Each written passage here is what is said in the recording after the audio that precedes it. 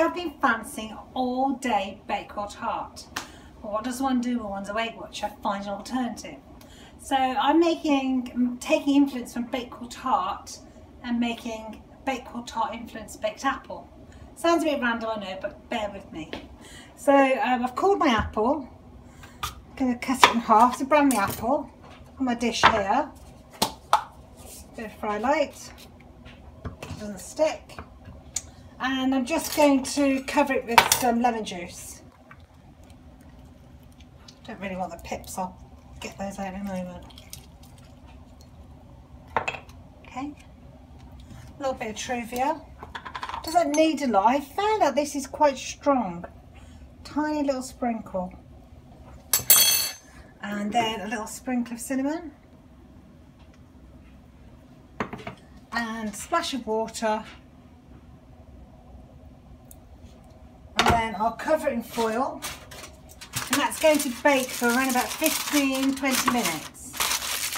But as I'm such a good girl, I've pre-made one because this is the second part of the recipe. So moving on next, I am going to make my breadcrumbs. Now this is the topping. In here is one slice of Warburton's bread, whizzed up, the small loaf, 400 grams. That's going in the dish. Now this is going to be enough to cover 2 apples. Okay, and in this dish I've got 12 grams of ground almonds, that's 2 points. About a teaspoon of cinnamon and a teaspoon of Truvia. Give that a mix. You might be wondering what I'm doing, but I will reveal all in a moment. Maybe a little bit more there. Okay, so moving on to the next step. Put the gas on. Okay, so in here I've got, if you'd like to take a look, some frozen cherries. You could use fresh, but I thought they were quite expensive today, £2.50. So I went for the frozen. In there I've got a splash of water, and I've got a couple of drops of vanilla essence and a couple of drops of almond extract. And that's just going to cook away gently. I might just try and put the last of the lemon juice in that. Just a little, it doesn't need a lot, just a little bit. Put that to one side. It shouldn't take very long to cook through. Just want to warm it, I don't want to overcook it. I could cook it to the point it caramelizes down so we lose the water, but I don't think that will work for the recipe I'm creating today. While that's cooking, I'll just pop the other apple in the oven. You just leave you there a second. Here it goes. Smells absolutely yummy. You could put ginger or nutmeg, whatever influences you want to take, but I wanted to keep mine to cinnamon and almond flavours, which brings me to the sort of flavouring I wanted for the Bakewell Tart. You could use strawberries maybe instead of cherries.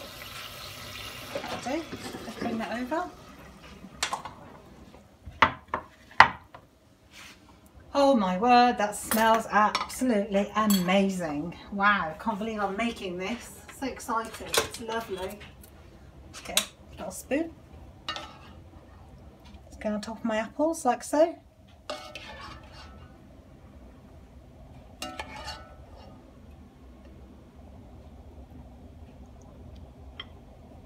I might attempt some traditional custard with this, which is just skim milk and egg. I think that will go very nice with what I'm making today. I think I might have to cook a few more cherries for the second apple. So the topping, so this is it. This is the idea.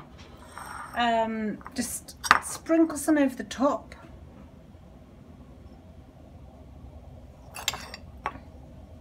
And I'm hoping this will give us that yummy Bakewell Tart experience.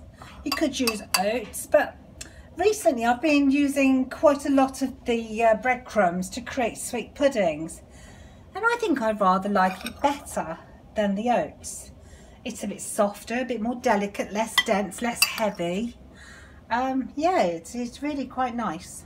Sprinkle of cinnamon on top.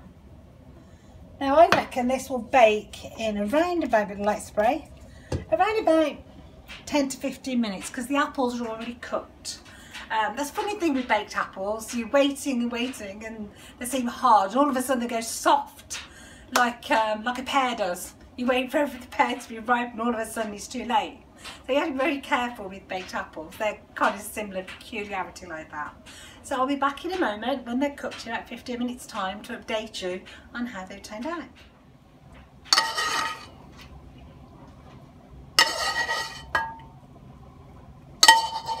Wow, the strawberries look as nice, if not nicer than the cherries.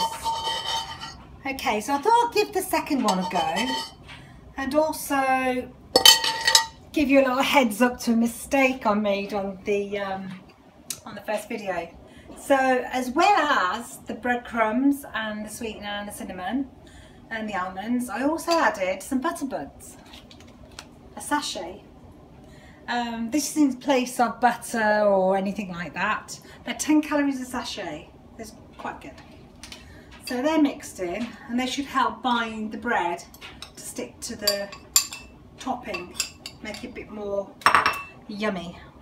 So this is what I'm going to cook in a moment. And I did do the same quickly to the other one that I made earlier, the cherry one. And that is cooked. I'll be able to show you that in a second. I just wanted to show you that I'd made an error and I would like you to get yours correct.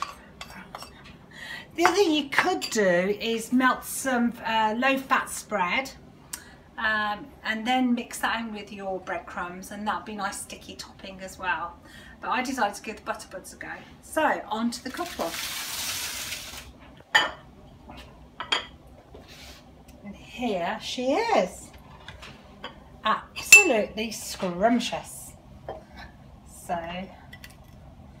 it's 1 point per serving, because I use 10 grams between 20 grams between the two apples, and so that's for one person. Now I was going to make I'm going to use all that yummy juice. I was going to make some homemade no count custard, but I haven't got any vanilla pods, and I don't want to skip it and make it skimpy and short, so I'm going to wait and make the custard another day. So this evening I'm going to be serving this with Alpro's Simply Plain yogurt, and that will be it. What do you think? Before, this is the strawberry one, and this is the completely cooked one. That's been in for about another 15 minutes in the oven. And I have to tell you, I don't know which one to eat, cherries or strawberries. They both look amazing.